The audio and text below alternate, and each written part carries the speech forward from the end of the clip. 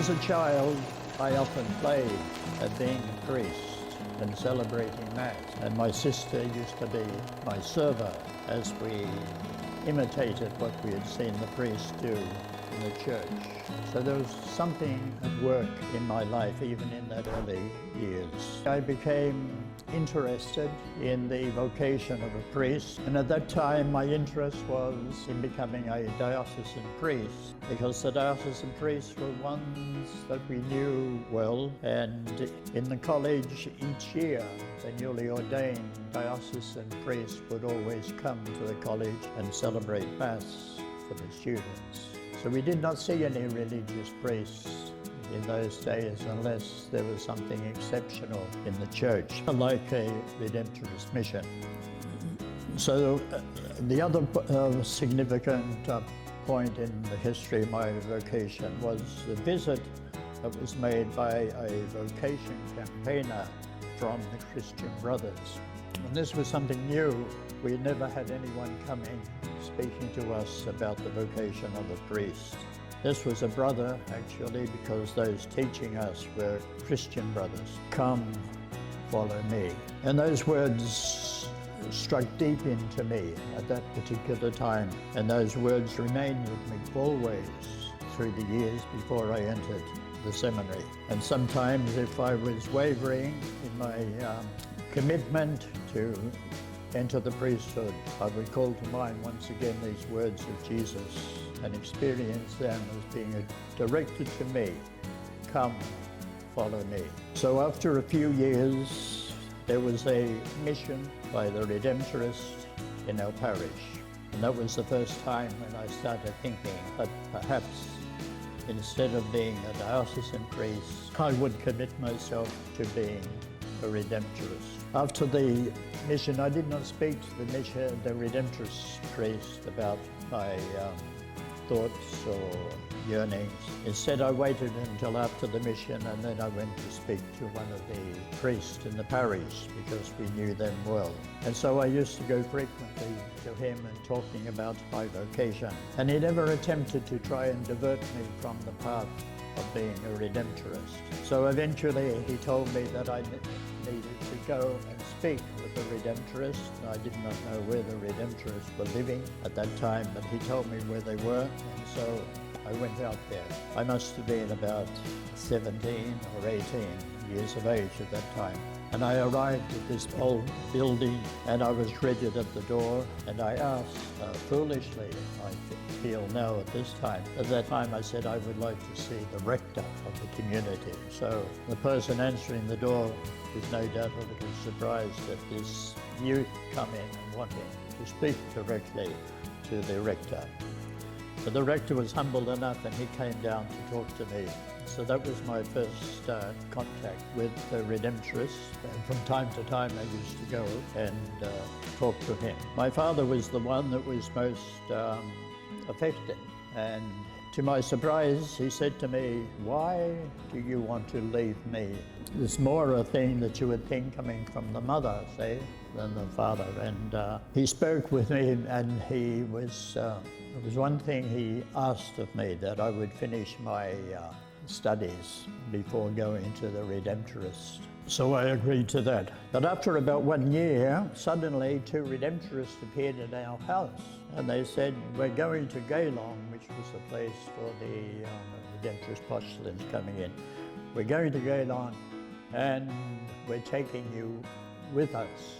So I said, "Sorry, cannot be, but I've already made the commitment to my father. I'm waiting until I finished." In those days it was matriculation, which would be equivalent to about year 9 in the high school.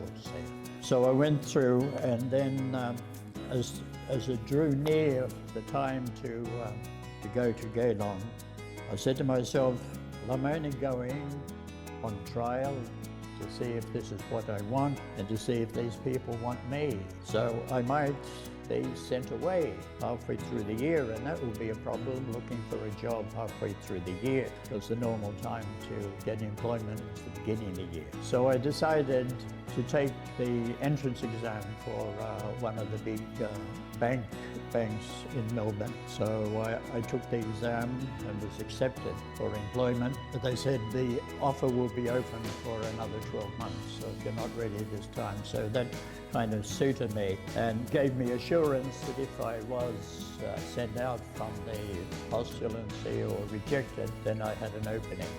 I could go and be hired in the bank. So I went off to the 𝐲𝐿𝐴 in those days, was the minor seminary. And that was the beginning of my journey. I had 1 year in 𝐲𝐿𝐴 and then went on to the novitiate for 1 year.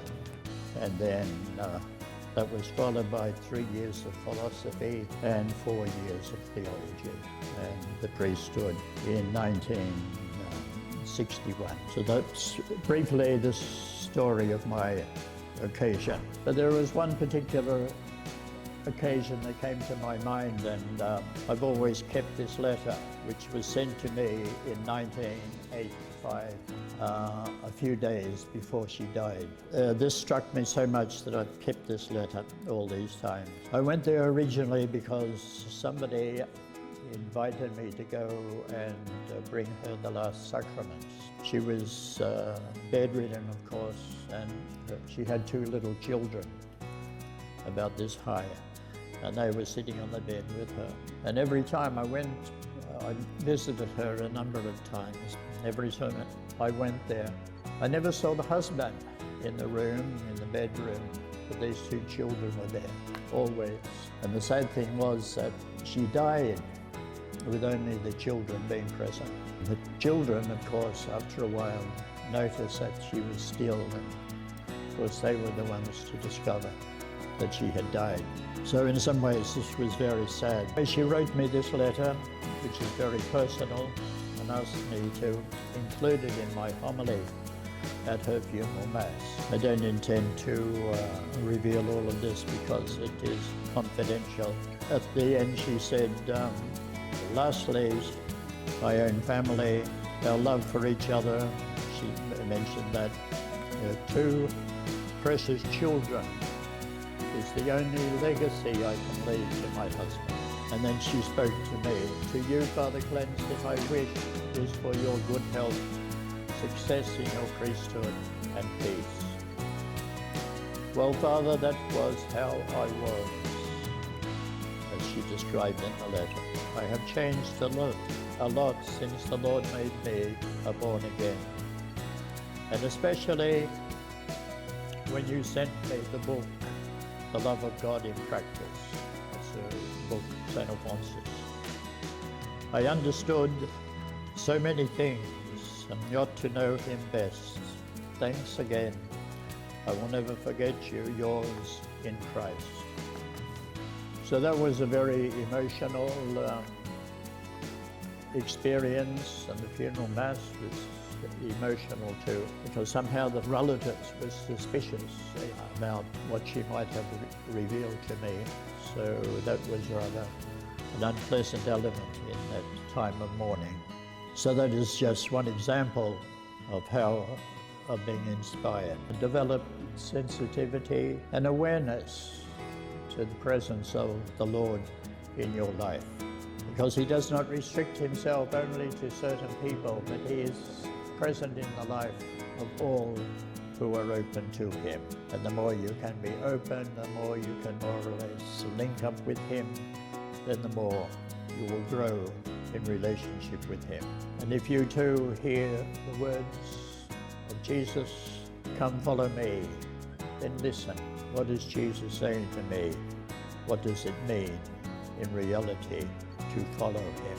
I believe in those years when you're reflecting on your vocation, do I have a vocation or not? It's important to take it into prayer and to ask the Lord to open your mind to understand, what are you asking of me, Lord? I think what helped me, our school was right next to the parish church. So every afternoon before going home after class, it was so convenient just to go into that church for about 1 or 2 minutes for a short prayer.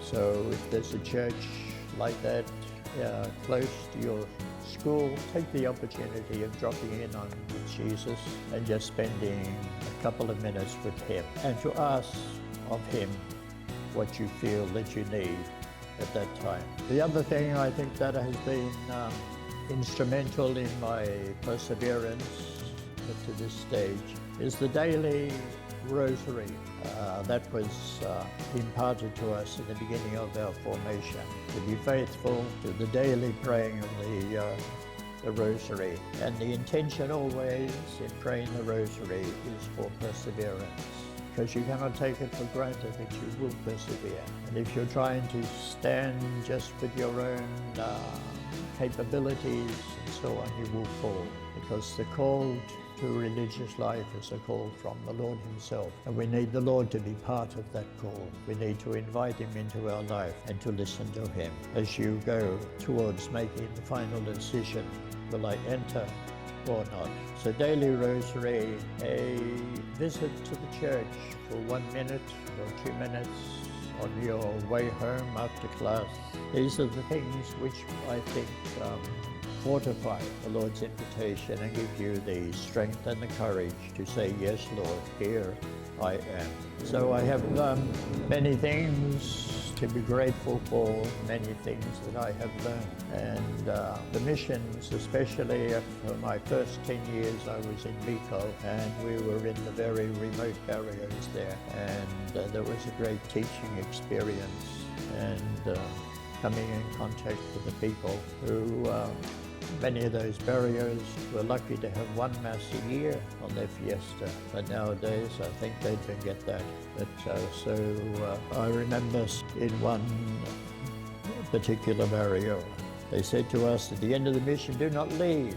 We will build a house for you and you will stay here with us. Then in many places, after we finished the mission in this barrio, the people would walk with us and accompany us to the next barrio. So that was an expression of their faith. So I thank God for having had the opportunity to work here in the Philippines, which is so special.